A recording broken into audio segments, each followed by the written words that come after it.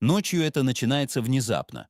Только человек прилег, только согрелся под одеялом, и вдруг горло будто дерет наждаком, грудь сжимает, а кашель идет волна за волной. Сухой, злой, выматывающий. Или тяжелый, влажный, с хрипами и комом в груди. Сон исчезает за минуты, силы уходят, а утром вместо бодрости, разбитости и ощущения, будто за ночь организм просто выжали до капли. И самое обидное, привычные таблетки нередко дают тишину лишь на пару часов, но это только первая уловка проблемы.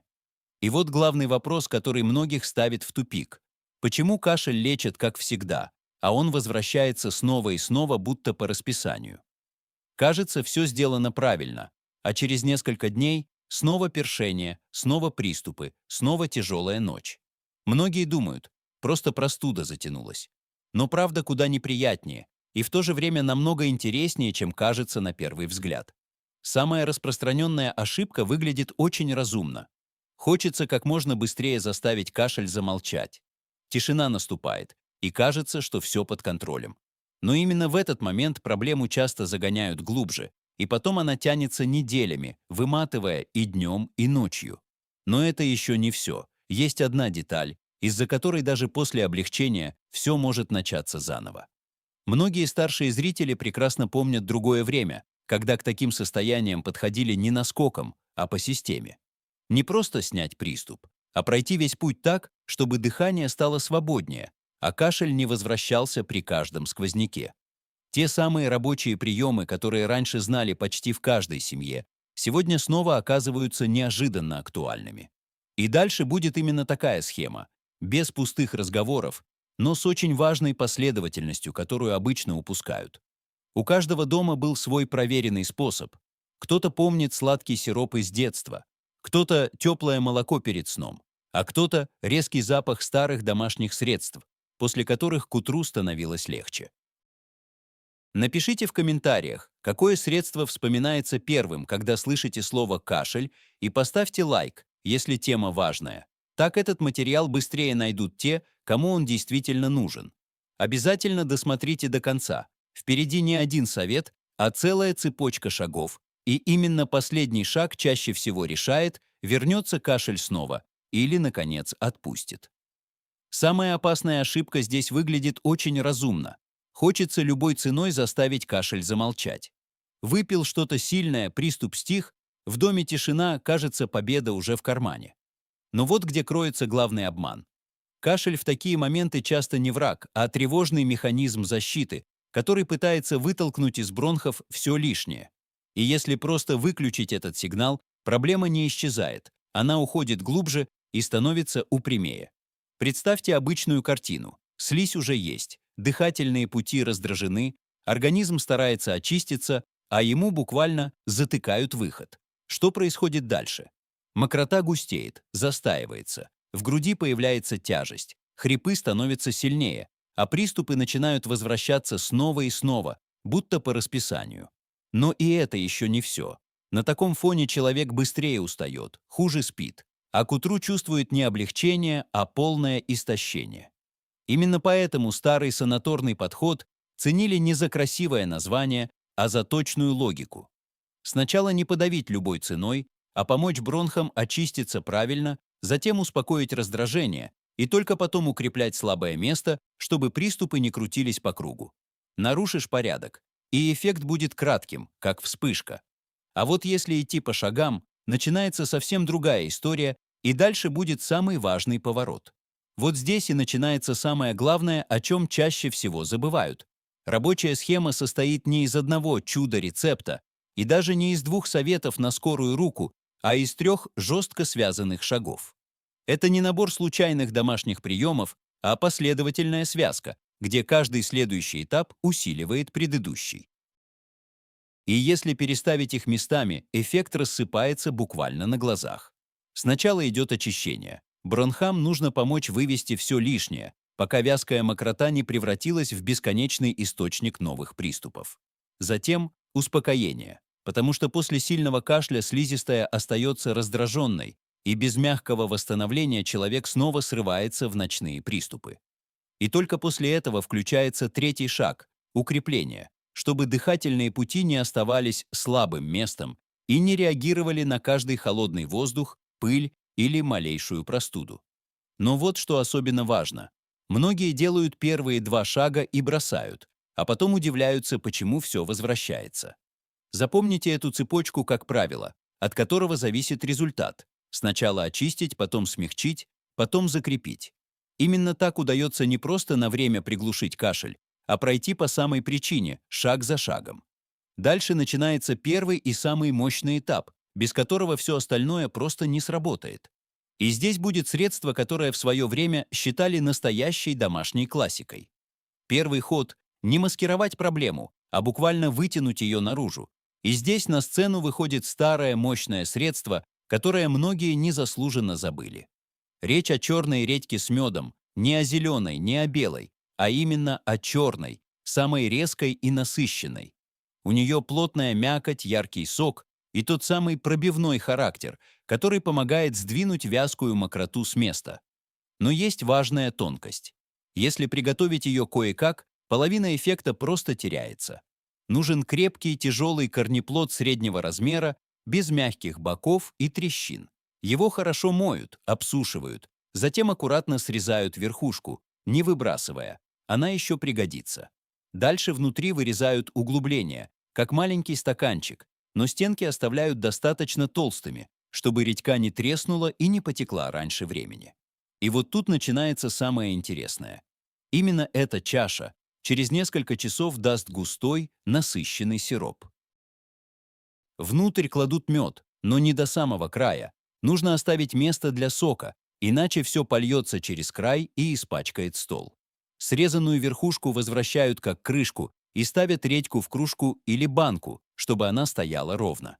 Потом пауза, и это важнейший момент. От 6 до 8 часов в прохладном месте, пока мед вытягивает сок и превращается в тягучую смесь с резким ароматом.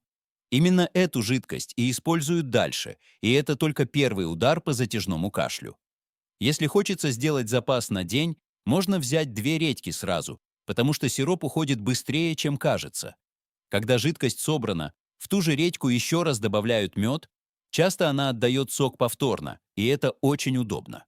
Но спешить все равно нельзя. Здесь работает не сила, а точность. И дальше будет не менее важный момент, как принимать это средство так, чтобы получить результат, а не случайный эффект на один вечер. Принимать этот сироп нужно не хаотично, а по схеме. И именно на этом этапе многие все портят. Оптимальный ритм — по 1 столовой ложке от 3 до 4 раз в день, лучше после еды, чтобы не раздражать желудок. Дозировка кажется простой, но в ней и кроется сила. Регулярность здесь важнее, чем ударная порция за один раз. И да, ждать мгновенного чуда через 10 минут не стоит, это средство работает по-другому. В первые сутки кашель иногда даже усиливается, и вот этого люди часто пугаются. Кажется, будто стало хуже, но на деле это нередко, и есть главный признак, что процесс сдвинулся. Бронхи начинают активнее освобождаться, мокрота отходит легче, а грудь постепенно отпускает. Сухие приступы становятся мягче, тяжелое покашливание меняет характер, дыхание становится глубже. Но это лишь середина пути, и останавливаться на первом облегчении — самая частая ошибка. Обычно такой сироп принимают несколько дней подряд, наблюдая за состоянием и не пропуская приемы. Цель здесь не просто прожить одну спокойную ночь, а запустить нормальное очищение, чтобы из бронхов ушло то, что там застряло. Как только появляется ощущение, что в груди стало свободнее, а кашель перестал рвать горло, можно переходить к следующему шагу. И вот там начинается совсем другая задача. Уже не выводить, а восстанавливать. После первых дней с редькой многие замечают одно и то же. В груди стало легче, мокрота пошла, но горло все еще будто обожженное, а в бронхах остается неприятное першение. И вот здесь кроется вторая ловушка, о которую спотыкаются чаще всего. Человек радуется первым результатам, прекращает все сразу. И через пару ночей кашель снова возвращается, потому что слизистая еще раздражена и не успела восстановиться. То есть очищение уже пошло, но поверхность дыхательных путей все еще воспаленная и очень чувствительная. Представьте ранку на коже. Если ее постоянно задевать, она будет тянуться неделями. С кашлем похожая история. Каждый новый приступ снова царапает и без того уставшее горло, снова раздражает бронхи, и организм попадает в замкнутый круг. Мокроты уже меньше, а покашливание не отпускает, особенно вечером и ночью, когда все ощущается в 2 раза сильнее. Но именно здесь включается второй шаг, и он меняет картину очень быстро. Теперь задача другая — не пробивать, а мягко укрыть, успокоить и дать слизистой передышку. Для этого нужен старый, теплый, почти забытый вечерний прием, который в свое время был настоящей палочкой-выручалочкой в тысячах домов. Он работает не грубо, а точно, снимает сухое раздражение, смягчает горло и помогает пережить ночь без изматывающих приступов. И дальше будет самый важный момент — как правильно приготовить этот теплый состав, чтобы он сработал в полную силу. Для этого шага нужен простой вечерний состав, но с точной пропорцией, потому что здесь каждая мелочь работает на результат. Берут 1 стакан молока, нагревают его до очень теплого состояния, но не доводят до кипения, иначе часть мягкого эффекта теряется. Затем добавляют половину чайной ложки сливочного масла, 1 чайную ложку меда и буквально щепотку соды, на кончике ножа, не больше. Звучит слишком просто, но именно такие тихие рецепты часто и дают самый заметный ночной эффект. Сначала в молоке растворяют масло, потом мед, и только в конце соду, аккуратно размешивая до однородности. Пить нужно медленно, маленькими глотками, пока смесь остается теплой, а не залпом, как обычный напиток. И вот тут начинается самое важное. Теплая основа мягко согревает, масло словно обволакивает раздраженное горло, мед смягчает резкость кашля, а сода помогает сделать слизь менее вязкой. Получается двойной удар по проблеме. И по сухому першению, и по остаточному покашливанию. Лучшее время для этого шага — за 20-30 минут до сна, когда впереди самая трудная часть суток. Именно ночью кашель любит включаться сильнее всего, но после такого теплого состава приступы часто становятся заметно мягче, а сон спокойнее и глубже. Если днем горло снова начинает соднить, можно повторить еще один прием, но главный акцент все равно на вечер. И не расслабляйтесь раньше времени. Это уже серьезный прогресс, но впереди остается последний, самый хитрый этап, который решает, вернется ли кашель снова. К этому моменту уже проделана огромная работа, и это не просто красивые слова. Сначала удалось сдвинуть застой и помочь бронхам очиститься, потом снять часть раздражения и пережить самые тяжелые ночи без бесконечных приступов. У многих именно здесь появляется опасное чувство. Все, достаточно, можно остановиться. Но именно на этом месте чаще всего и срывается весь результат. Главная ловушка в том, что кашель может затихнуть раньше, чем дыхательные пути действительно восстановятся. Снаружи кажется, будто проблема ушла, а внутри слизистая еще остается уязвимой, пересушенной и чувствительной к каждому раздражителю, холодному воздуху, пыли, сырости, резкому запаху. Достаточно одной мелочи, и все начинается по новой. Ночное першение, утреннее покашливание, тяжесть в груди. И вот это уже не случайность, а типичный сценарий возврата, который многие недооценивают. Именно поэтому нужен третий шаг. Не быстрый, не экстренный, а самый стратегически важный. Его задача не просто временно приглушить симптомы, а помочь слизистой окрепнуть, восстановиться и перестать реагировать на каждую простуду как на катастрофу.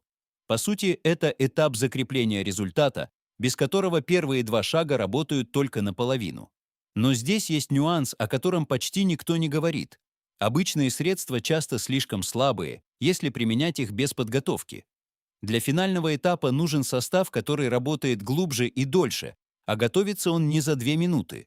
В основе растение, которое годами стояло на подоконниках почти в каждом доме, но его силу обычно использовали слишком примитивно. Здесь все решает правильная подготовка, точные пропорции и выдержка. И именно это превращает привычный ингредиент в настоящий щит для бронхов. Дальше пойдет самый ценный рецепт всей схемы. И в нем важна каждая деталь, от выбора листьев до режима приема. Для заключительного шага берут не любой лист с подоконника, а зрелое алоэ, которому хотя бы 3 года, а лучше от 4 до 5 лет. Именно у взрослого растения мякоть плотнее, Сок насыщеннее, и эффект получается совсем другого уровня. Но и это еще не главный секрет. Срезать лист и сразу пустить в дело значит потерять половину силы. Здесь работает хитрый прием подготовки, из-за которого обычное алоэ превращается в настоящий восстановительный концентрат. Сначала растение от 5 до 7 дней не поливают, чтобы оно вошло в режим стресса и накопило активные вещества. Затем срезают от 3 до 5 нижних мясистых листьев, промывают, обсушивают и заворачивают в чистую бумагу или плотную салфетку. После этого листья убирают в холодильник на от 7 до 10 дней, на нижнюю полку, где прохладно, но не мороз. Именно в эти дни и происходит самое важное. Внутри мекоти запускаются процессы, которые делают состав заметно сильнее, но это только подготовка. Дальше листья достают, срезают колючие края и измельчают мякоть ножом, теркой или блендером, как удобнее. На базовую порцию берут примерно 100 граммов алоэ, добавляют 100 граммов меда и 100 граммов мягкого сливочного масла. Все тщательно перемешивают до густой однородной массы, а для более приятного вкуса можно добавить 1 столовую ложку какао-порошка без сахара. Получается плотная питательная смесь с мягким ароматом, и именно она дальше будет работать как восстановительный этап. Готовый состав перекладывают в стеклянную банку с крышкой и хранят в холодильнике от 5 до 7 дней, не дольше. Перед каждым приемом банку лучше достать заранее, чтобы смесь стала комнатной температуры и легче размешивалась. Это уже не скорая помощь на один вечер, а серьезный курс на закрепление результата, поэтому точность здесь решает все. И следующий момент, ключевой. Как принимать эту смесь по дням, чтобы бронхи действительно получили защиту, а не просто краткое облегчение? Принимают эту смесь спокойно и по графику. По 1 столовой ложке 2 раза в день, утром и вечером, лучше за 20-30 минут до еды. Можно запивать несколькими глотками теплой воды или теплого молока, если так комфортнее для горла. Главное, не превращать прием в «иногда вспомнил», потому что здесь работает накопительный эффект, а не разовый всплеск. И именно из-за этого многие недооценивают силу третьего шага в первые дни. Минимальный курс – 3 недели, а при затяжном кашле и частых возвратах лучше выдержать 4 недели. Это не быстрый этап, и в этом его смысл. Смесь работает как восстановление, а не как срочное средство на ночь. Постепенно слизистая становится менее чувствительной, утреннее покашливание ослабевает, реакция на холодный воздух уже не такая резкая. Но самое важное – уменьшается шанс, что через несколько дней после улучшения все начнется заново. Именно этот шаг чаще всего и отделяет краткое облегчение от нормального, устойчивого результата. Пока первые 2 этапа помогают очистить и успокоить, третий словно закрывает слабое место, из-за которого проблема обычно и возвращается. Поэтому пропускать его все равно, что сделать ремонт наполовину и удивляться, почему снова тянет сквозняком. А дальше будет финальная, очень важная часть, что обязательно учесть, чтобы не навредить и не пропустить серьезную причину кашля. И вот теперь момент, который нельзя пропускать ни при каких обстоятельствах, даже если стало заметно легче. Домашние средства работают только тогда, когда к ним подходят с головой. Мед, молоко, редька, алоэ – все это может не подойти при индивидуальной непереносимости. Если есть склонность к аллергии, чувствительный желудок или хронические проблемы с пищеварением, начинать нужно с минимального количества, буквально с четверти ложки, и внимательно смотреть на реакцию. Это не мелочь, а правило безопасности, которое спасает от лишних неприятностей. Есть и второй, еще более важный момент, о котором многие вспоминают слишком поздно. Если кашель держится неделями, не отпускает, усиливается ночью, сопровождается одышкой, сильной слабостью, высокой температурой или болью в груди, это уже не история про «просто простыл». В такой ситуации нельзя тянуть и надеяться только на домашние рецепты. Нужно обязательно обратиться к специалисту и пройти проверку. Минимум – осмотр и обследование легких, включая флюорографию, потому что за затяжным кашлем иногда прячутся совсем другие причины. Именно поэтому разумный подход выглядит так. Сначала осторожность, потом курс, и все время контроль самочувствия. Если организм реагирует спокойно, схема идет мягко и дает результат. Если появляются тревожные сигналы, действовать нужно быстрее и серьезнее. Такой подход не пугает, а защищает, и именно он отличает грамотное восстановление от рискованных экспериментов. А дальше останется самое приятное — собрать всю схему в одну четкую линию и зафиксировать результат так, чтобы к этой проблеме больше не возвращаться. Теперь вся схема у вас как на ладони, и в этом ее главная сила. Сначала помочь бронхам очиститься и сдвинуть застой, потом успокоить раздраженное горло и пережить ночь без изматывающих приступов, а затем укрепить слизистую, чтобы кашель не возвращался по кругу. Ни один случайный рецепт, ни хаотичные попытки что-то выпить, а последовательная цепочка, где каждый шаг делает следующий сильнее. Именно так и получают не краткий эффект на вечер, а более устойчивый результат. Самое важное здесь — не ломать порядок и не останавливаться на первом облегчении. Многие чувствуют себя лучше уже после первых дней и бросают курс, а потом снова сталкиваются с тем же самым через неделю. Но если пройти путь полностью, внимательно и без спешки, дыхание становится свободнее, ночи тише, а сил днем заметно больше. И это уже не случайность, а результат четкой продуманной последовательности. Если материал был полезен, подпишитесь на канал и включите уведомления, чтобы не пропускать следующие разборы для старшего возраста с понятными схемами, без путаницы и лишней суеты. Отправьте это видео близким, особенно тем, кто мучается с ночным кашлем и годами повторяет одну и ту же ошибку. Иногда один вовремя увиденный материал помогает сохранить спокойный сон и вернуть нормальное дыхание всей семье. Берегите себя и тех, кто рядом.